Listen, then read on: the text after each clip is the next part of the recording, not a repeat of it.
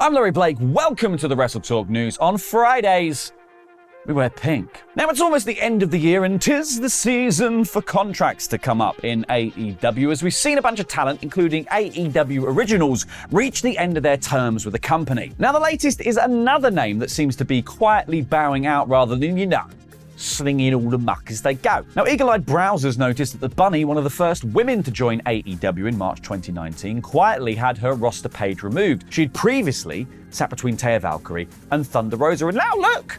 No Bunny! Someone made the rabbit disappear. PW Insider did some digging and they discovered that the Bunny has officially departed AEW, with sources noting that the two sides mutually agreed to part ways with no further details being added. So it could be a case of her feeling like her time in the company is done, a lack of good creative, or a better offer from elsewhere, because I hear a certain TNA is making a comeback. Now, Bunny's real-life partner, The Blade, is still with AEW, though, and still teaming with The Butcher. The pair even worked a dark match on Dynamite this week, so what does that mean? And the Bunny joins a list of recent AEW exiters that includes Jade Cargill, Lexis King, aka Brian Pillman Jr., and because I had to tell you that bit, that rebrand hasn't gone so well, Sonny Kiss and Brock Anderson. Now, Cargill and Pillman have both made their way to WWE. Sonny Kiss has appeared in Impact, while Brock Anderson has yet to surface in another wrestling company. And that is some rotten luck.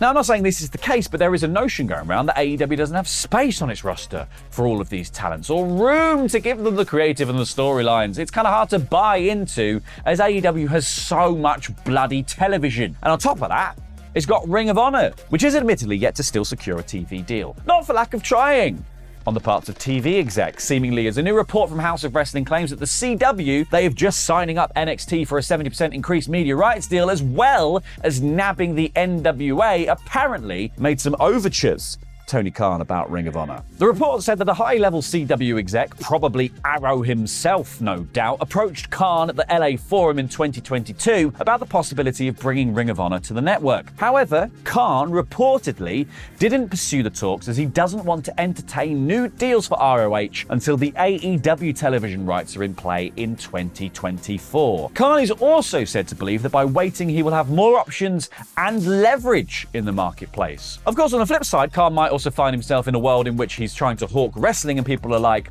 nah, mate, I've actually already got one. In fact, I've got two. Because CW's double whammy of wrestling content hasn't gone unnoticed by one former NWA talent who departed the company under a dark cloud only to join up with the WWE. That being Nick Aldis, the former NWA World's Heavyweight Champion, who was suspended by the company after publicly announcing that he'd asked for his release and criticizing the brand and dubbing it toxic on social media. With the new announcement, Aldis took a few pops at the in-house competition at CW, posting a video of a graphic of the NXT logo coming soon to CW with the NWA's theme music layered over the top, the chicker little mix. On the subject of NXT and its shiny new TV deal, there's been some questions as to what this means for the promotion going forward and if there will be any major changes. There's already been reports saying that the plan is to keep NXT on Tuesday night, so that bit's going to remain the same. But now there's talks about where it's going to take place. This is just speculation, so take it with a healthy pinch of salt, but educated speculation from Dave Meltzer on Wrestling Observer Radio, who spoke about what NXT could do with all this lovely new money they're getting, including potentially taking NXT on tour. He said, "Let's talk about taking them touring with the extra money. I told you." He said there's pluses and minuses of it. The pluses are if it looks good and it looks better, because the look of the TV show is very, very important when it comes to viewership. So moving to bigger places will help to a degree. Meltzer also mentioned the scope for more tickets being sold for bigger arenas and whether that extra revenue would offset the cost of traveling from town to town. But with new money coming in, it does seem more affordable to do it now. However, he did also mention one big negative. He said if you were taking the people out of town with the travel days and everything like that, it does give them less days in the gym. And it does take a lot of the people who work with the talent away for a couple of days. Simple answer, just skip leg day. Just skip it. No one needs it. Obviously, to mitigate that, they could potentially just run their shows in Florida arenas, as the PC is located in Florida. However, Meltzer also pointed out that that would be a case of diminishing returns, and you could only run that market so many times before the audience becomes burnt out. Tell that to Full Sail University. So it's a bit of an interesting question mark hanging over NXT's future right now. And while they've done the occasional out-of-town show for their special pay-per-views, perhaps we could, at the very least, see more travel for TV specials and such going forward.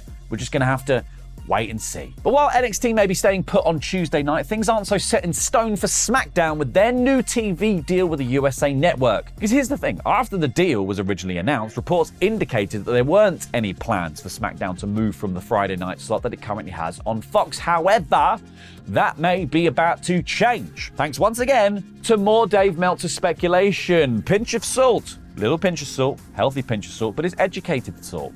Delicious. I've grown in knowledge. On Wrestling Observer Radio, Uncle Meltz mentioned that there could be a chance that SmackDown is moved off of Fridays because TKO are considering a package deal idea for WWE and UFC pay-per-views, with a WWE pay-per-view taking place on a Friday night and a UFC pay-per-view in the same location on a Saturday night on any given weekend. Does that make our lives easier?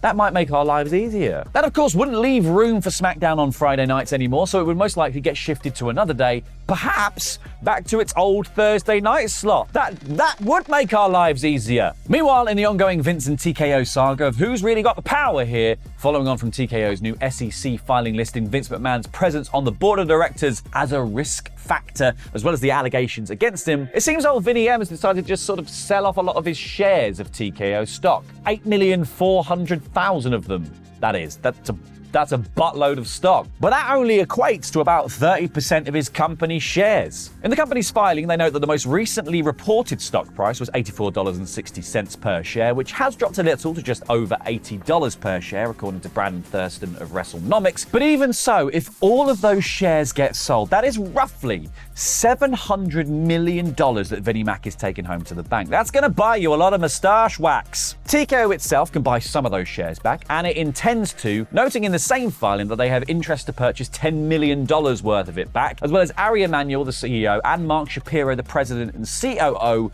wanting to buy $1 million worth of stock each as well. And it's just yet more signs that Vince's power and control in TKO is diminishing, with him being listed as this risk factor, Ari Emanuel blaming Vince's power to sell his shares soon as the reason why the stock price was down overall. And now that share selling is bloody happening. It's been said before, but I'm going to say it again. I really think this might be the end of Vince's control over WWE. While we're on the subject of business, there was an ongoing $250 million lawsuit filed against both WWE and AEW.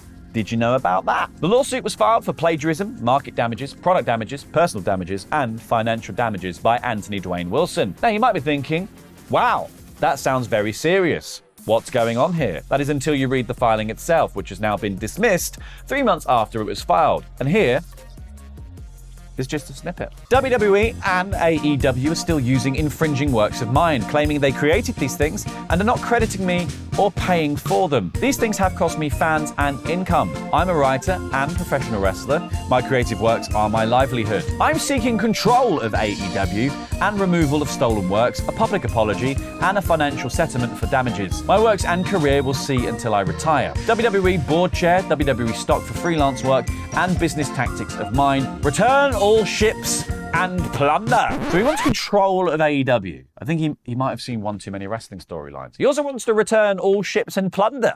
What does that mean? There was a D on the and in that bit. Back to non-business briefly, is following on from the news that Raw's fatal four-way match had a botched finish after Ricochet was knocked to loopy, speculation began about what was actually supposed to have happened, because it seemed as if there was supposed to be a double pin with Ivar and The Miz both getting the win at the same time, and now that has been confirmed by Dave Meltzer on Wrestling Observer Radio, who mentioned that the original plan was for Ivar and Miz to get pins, and then the two to face each other on Raw, which The Miz would win, setting up the Gunther versus Miz match for Survivor Series, which has now just been confirmed.